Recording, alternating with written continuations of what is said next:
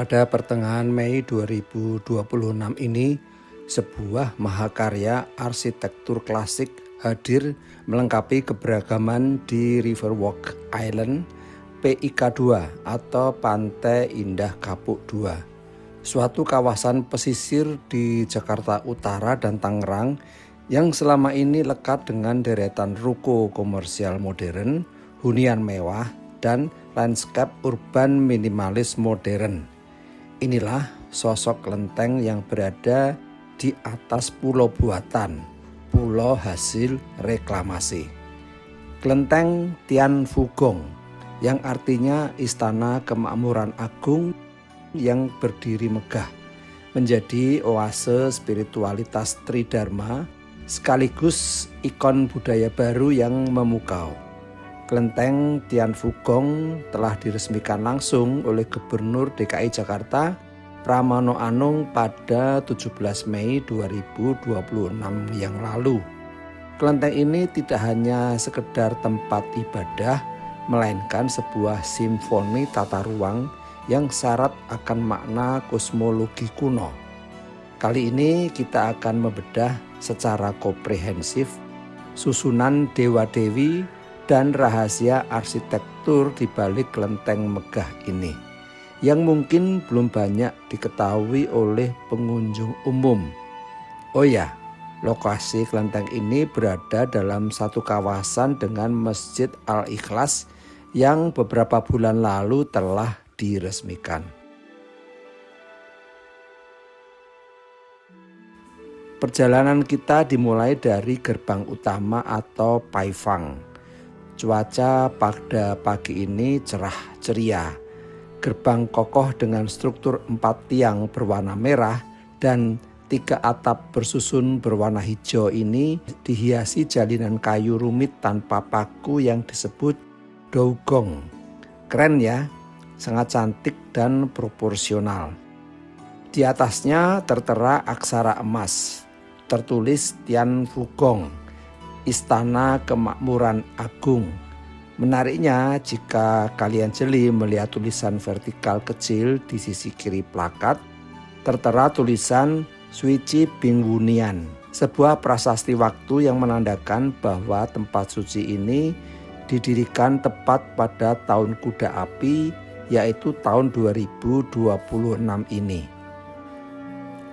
Sekarang mari masuk ke jantung kompleks kelenteng.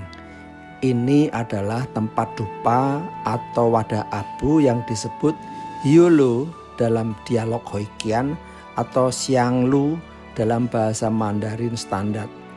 Khusus untuk Hyolo yang berukuran besar, memiliki penutup atap bertingkat menyerupai bangunan kelenteng mini dan diletakkan di area pelataran terbuka. Wadah ini sering disebut sebagai Ting Xianglu atau Hyolo berkubah. Hyolo adalah sebuah media pertama bagi umat untuk menancapkan dupa atau hiu saat bersembahyang, memohon izin dan memberikan penghormatan kepada Tian, artinya Tuhan atau langit, serta dewa penjaga sebelum memasuki altar dalam.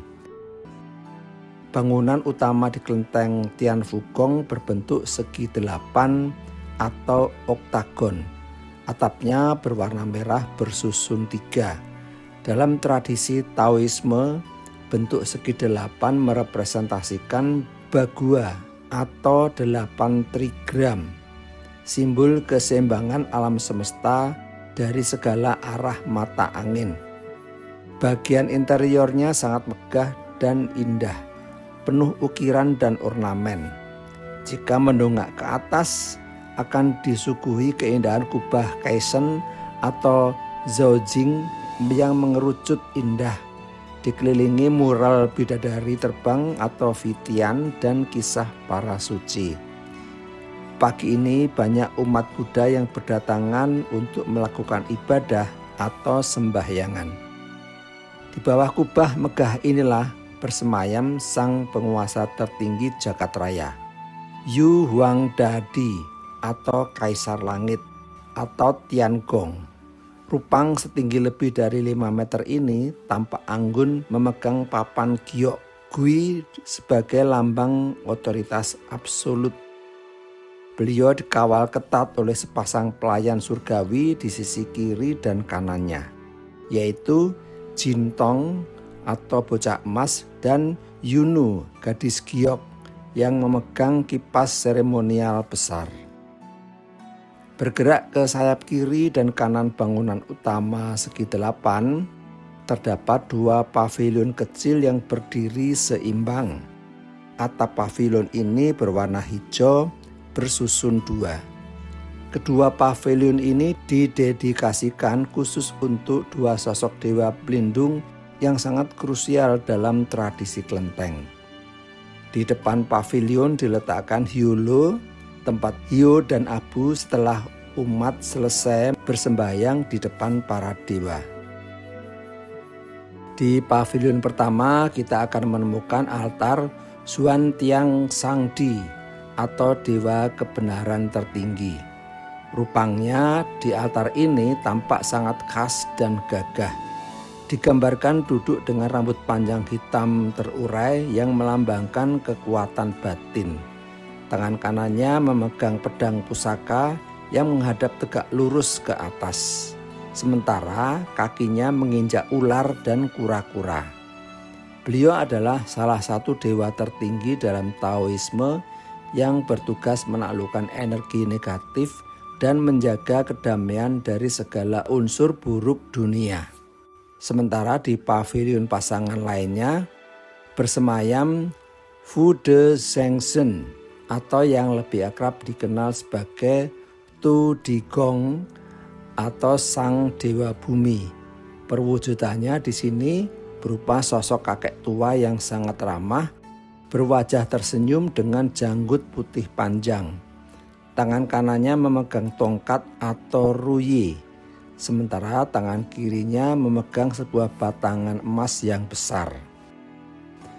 Kehadiran beliau di pavilion samping ini memuat filosofi mendalam sebagai tuan rumah spiritual yang menjaga dimensi spasial tanah kawasan ini. Sekaligus memancarkan doa berkah kedamaian, keamanan, dan kelancaran rezeki bagi masyarakat sekitarnya. Terakhir kita melangkah ke bangunan paling belakang. Atapnya juga berwarna hijau. Sebuah aula persegi panjang yang menjadi area paling tenang dan intim. Disinilah seluruh panteon dewa-dewi fungsional yang mengurusi hajat hidup manusia sehari-hari dikumpulkan dalam satu deretan altar panjang yang spektakuler. Di titik tengah aula duduk dengan agung Taisang Laojun, guru agung Taoisme perwujudan filsuf Lao Tzu yang memegang kipas Yin Yang. Di deretan panjang ini pula umat dapat menemui para dewa pelindung aspek kehidupan.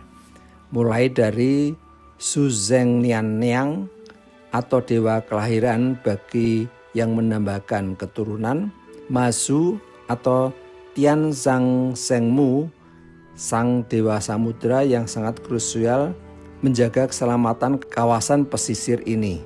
Yue Lao, dewa jodoh memegang tali merah takdir pernikahan, hingga Wen Chang Dijun, sang dewa pendidikan, dan Erlang Sen, sang dewa ksatria bermata 3. Semua disatukan di bawah naungan plafon panel kotak bermotif naga emas yang sangat presisi secara estetika arsitektur Tionghoa klasik. Di pelataran terbuka ada 2 dewa penjaga batas wilayah. Ini adalah Cai Shen Yeh dalam perwujudan sebagai pejabat sipil atau Wen Cai Zhen. Wajahnya tersenyum ramah dan bijaksana dengan janggut hitam panjang. Beliau mengenakan jubah ornamen emas mewah, bertopi pejabat dinasti kuno, dan tangan kirinya mengangkat batangan emas besar. Sementara di bawah kakinya dipenuhi oleh tumpukan batangan emas. Penampakannya di luar melambangkan kelimpahan rezeki yang dialirkan kepada siapa saja yang memasuki kawasan kelenteng. Ini adalah Quan Kuong atau Guan Gong dalam posisi berdiri sebagai dewa pelindung ksatria militer. Berdiri dengan sangat gagah perkasa dengan wajah merah berwibawa. Tangan kanannya memegang senjata legendaris Guan Dao atau tombak sabit naga hijau. Dan di bagian bawah kakinya terdapat ukiran naga hijau yang melingkar. Kehadirannya di halaman terbuka berfungsi sebagai benteng spiritual yang menjaga seluruh kompleks kelenteng dari pengaruh buruk luar. Bagaimana menurut kalian mengenai tata ruang dan kemegahan arsitektur kelenteng baru di PIK 2 ini? Tulis pendapat di kolom komentar. Saya Wibi Kembara, sampai jumpa di perjalanan arsitektur rumah ibadah berikutnya.